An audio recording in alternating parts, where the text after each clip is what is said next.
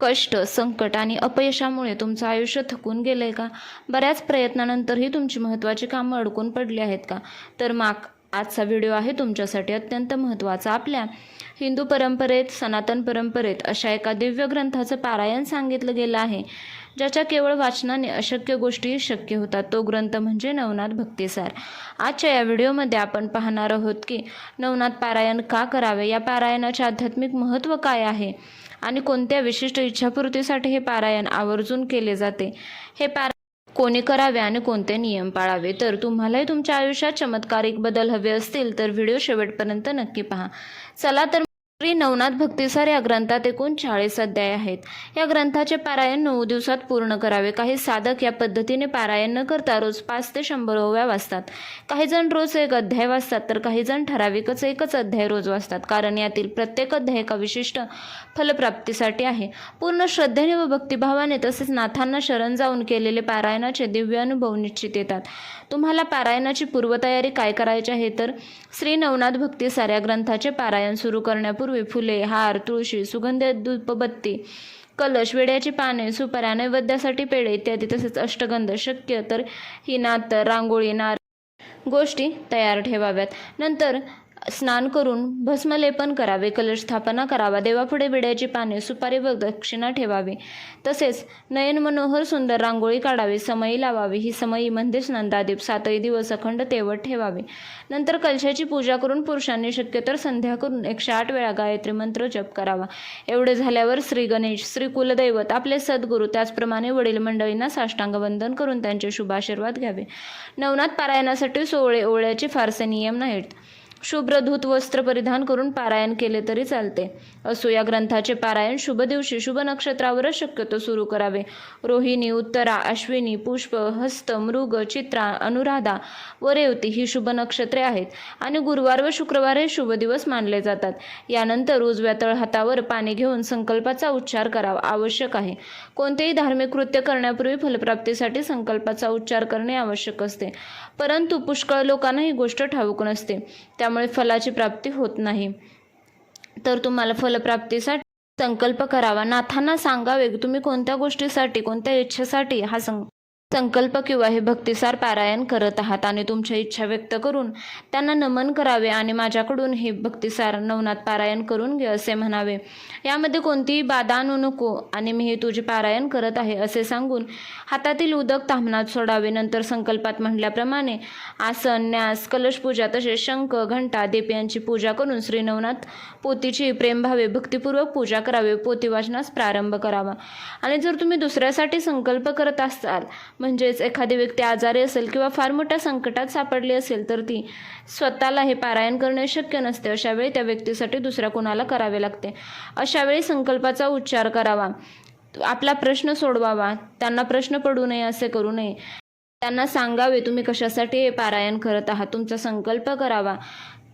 एक गोष्ट लक्षात ठेवा, संकल्पाचा स्पष्ट उच्चार केल्याशिवाय पारायण किंवा अन्य कोणतेही धार्मिक कृत्य केव्हाही करू नये, कारण त्याचे इष्टफल मिळत नाही असा शास्त्रार्थ आहे. अगदी निष्काम भावनेने पारायण करावे, तेव्हाही श्री नवनाथ देवता प्रित्यर्थ किंवा श्री नवनाथ देवता कृपार्थ असे म्हणावे. दुसरे महत्त्वाचे सांगायचे, हे वाचन कधी मनात करू नये, ते मोठ्यानेच करावे. त्यायोगे घरातील वातावरण शुद्ध बनते, बाधा किंवा पीडा दूर पळतात. तर पारायण काळात कसे वागावे?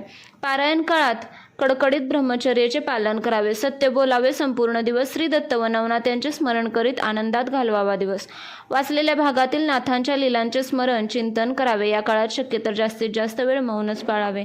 रोजचे वाचन झाल्यावर श्री गणेश, श्री शिव, श्रीदेवी, श्री दत्त व श्री नवनाथ यांच्या खड्या आवाजात आरत्या म्हणाव्यात. तसेच त्यांची निवडक स्तोत्रे सुंदर चालीत म्हणावीत.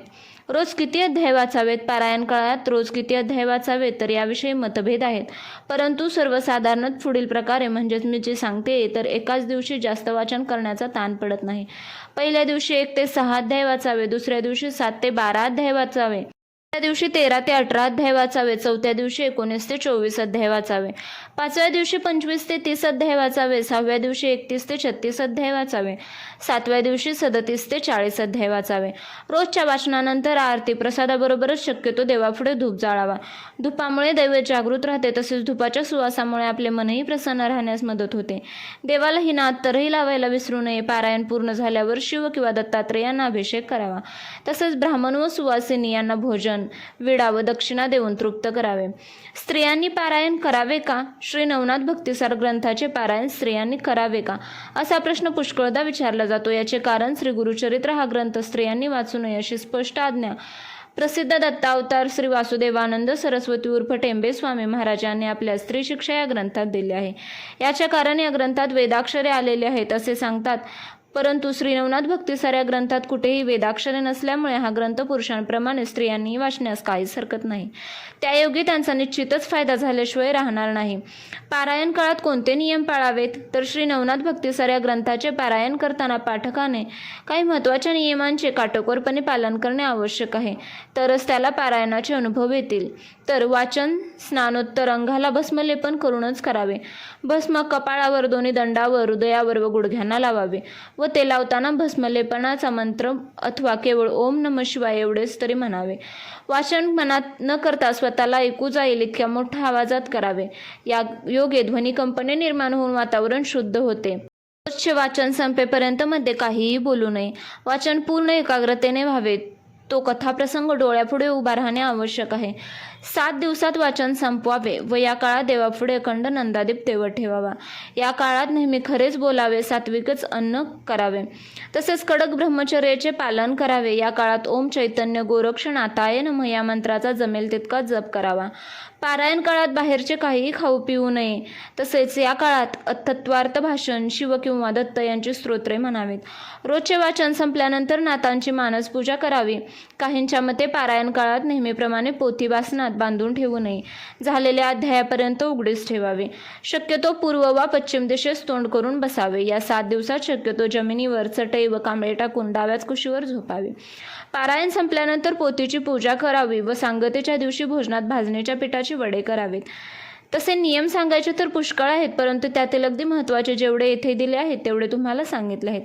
साधकांनी आणखी एक महत्त्वाची गोष्ट लक्षात ठेवावी, ती अशी की प्रत्येक पारायण केल्यावर काही दिव्य अनुभव येतील असे नाही, परंतु अनुभव येणे किंवा न येणे तुमचे मन व शरीर किती प्रमाणात शुद्ध झाले आहे हे तुम्ही भक्तिभावाने व तळमळीने पारायण केले यावर अवलंबून आहे. सुरुवातीची काही किंवा बरेच पारायणे मन व शरीर शुद्ध करण्यासाठी खर्ची पडतात, तर कित्येकदा तुमची वास्तू शुद्ध नसेल तर ती शुद्ध होण्यासाठी खर्ची पडतात. साधकांनी या गोष्टी नीट लक्षात ठेवून अनुभव येण्याची घाई करू नये. पारायण करावेसे वाटणे हा देखील एक अनुभवच आहे, कारण तशी बुद्धी देखील त्या दैवताच्या इच्छेशिवाय व कृपेशिवाय निर्माण होत नाही. प्रत्येक श्रीमंत लोक घरात ब्राह्मणाकडून पारायण करून घेतात. काहींच्या घरात ब्राह्मणांकडून वर्षभर सप्तशतीचे पाठ सुरू असतात, अर्थात त्याचाही त्यांना फायदा होतो. फक्त अशा पाठांच्या वेळी तो श्रवण करण्याची पथ्य त्यांनी अवश्य पाळावे. नाहीतर इकडे ब्राह्मण पाठ करतो आणि शेजारी टीव्हीवरील फिल्मी गीतांची मजा लुटतायत, असे होऊ नये. आता पाहूया पारायण काळात काय खावे. पारायण काळात अर्थातच शुद्ध व सात्विक अन्न घ्यावे, हे वेगळे सांगायला नकोच. या काळात कांदा, लसूण पूर्ण वर्ज आहे. तसेच अधिकस्य अधिक फल या न्यायाने या काळात सोवळ्यात केलेला स्वयंपाक सर्वात उत्तम. तसेच बाहेरचे सर्व पदार्थ वर्ज, बाहेर पाणी देखील न घेणे उत्तम. आता हे खरं तर शरीराला एक विशिष्ट पद्धतीनं राहण्याचे वळण लागते, यासाठी देखील अधूनमधून पारायणे करायची असतात. असो, काही जण या काळात हविष्यान्य खाऊन राहतात, कारण हे अन्न सर्वात सात्विक समजले जाते. तर धर्मसिंधू या सर्वमान्य ग्रंथात काही पदार्थांचा उल्लेख आहे. साळीचे तांदूळ, जव, मूग, तीळ, राळे, वाटाणे इत्यादी धान्य, तसेच पांढरा मुळा, सुरण इत्यादी कंद, सैंधव व समुद्रोत्पन्न अशी लवणे, गाईचे दूध, दही, तूप, तसेच फणस, आंबा, नारळ, केळे, आवळे ही फळे, त्याचप्रमाणे जिरे, सुंठ व साखर. काहींच्या मते दूध, भात, साखर, गव्हाची पोळी, तूप चालेल. मीठ, तिखट, आंबट नको, गुळही नको. अर्थात ज्यांना हे पाळणे शक्य आहे अशांसाठीच ही माहिती येथे दिली आहे. ज्यांना एवढे काटेकोर नियम पाळता येणार नाही तशांनी पारायण काळात शुद्ध सात्विक अन्न घेण्यास हरकत नाही. आता पाहूया पोथीबाबत काही नियम. आता श्री नवनाथ भक्तिसार या पोथीचे पारायण करू इच्छिणाऱ्या पाठकांना या पोथीच्या संदर्भात काही नियम. तर ही पोती एक अत्यंत पवित्र वस्तू समजून ती शक्यतो रेशमी कापडात बांधून पवित्र जागी ठेवावी. पोथीचे पारायण करताना पाने उलटण्यासाठी बोटाला थुंकी लावून पाने कधीही उलटू नयेत. तसेच रोजचे पारायण संपल्यानंतर पोतीवर फूल वाहण्यास विसरू नये. तत्पूर्वी पोती कपाळी लावून तिला नम्र भावाने वंदन करावे. आरती झाल्यावर पोथीवरूनही निरांजन ओवाळावे, उदबत्ती दाखवावे. पोथीच्या रूपात नाथांचेच वास्तव्य घरात आहे असे समजून तिची काळजीपूर्वक जपणूक करावी. आता पाहूया मानसपूजा.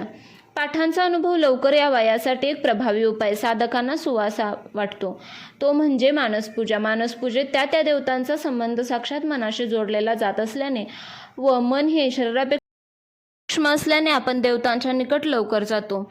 त्यामुळे श्री नवनाथ पोथीचे आपले रोजचे पारायण पूर्ण झाल्यावर त्याच आसनावर डोळे बंद करून बसावे व डोळ्यापुढे कोणत्याही एका नाथांची मूर्ती आणावी. मात्र ही मूर्ती दगडी नसावी तर जिवंत स्वरूपातील असावी. त्यानंतर त्यांना नम्र भावे मनानेच वंदन करून आपण एरवी करतो तशीच पूजा परंतु मनाने करण्यास सुरुवात करावी. पूजेचे सर्व उपचार मनानेच करायचे असल्यामुळे पूजेसाठी सोन्या चांदीची उपकरणे रत्नजडित समयाही सहजपणे वापरता येतील. ही पूजा असताना ओम श्री चैतन्य गोरक्षनाथाय नमः किंवा ओम चैतन्य जालंधरनाथाय नमः कोणताही मंत्र तुमच्या आवडीनुसार मनामध्ये सुरू असावा.